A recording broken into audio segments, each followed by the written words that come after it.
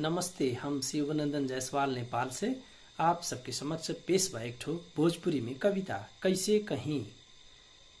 कहीं कहलो न जाता, कैसे कहीं कहलो न जाता, हाथी के चारा अकेले घोटाता, कैसे कहीं कहलो न जाता।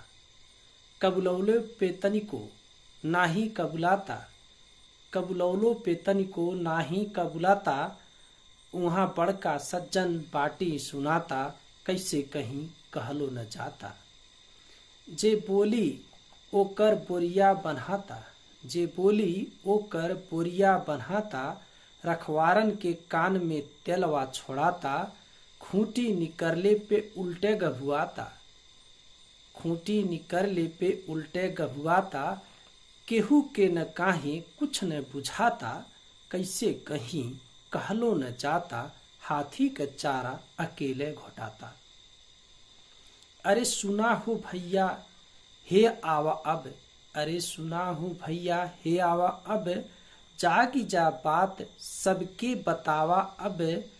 जागी जा बात सबके बतावा अब, बढ़ियन का दिन फिर से लौटावा अब, बढ़ियन का दिन फिर से लौटावा अब, न भरमा न त केहू के भरमावा अब, नाली अपीच बनी अब की सुनाता, नाली अपीच बनी अब की सुनाता, कैसे कहीं कहलो न जाता, हाथी के चारा अकेले घोटाता। अंतिम बंदवा, नीचे से ऊपर ले सब केहू मिलल बा, नीचे से ऊपर ले सब केहू मिलल बा, जनता के कर खून पी के उखिलल बा, जिम्मेवारन के मुंह सुज्जा से सिलल बा, डेहरी के डेहरी जाके खूना में पिलल बा, डेहरी के डेहरी जाके खूना में पिलल बा, बुद्धिजीवीन के बुद्धि भी फेल हो जाता, बुद्धिजीवीन के बुद्धि भी फेल हो जाता, कैसे कहीं कहलो न जाता, हाथी के चारा अकेले घोटाता,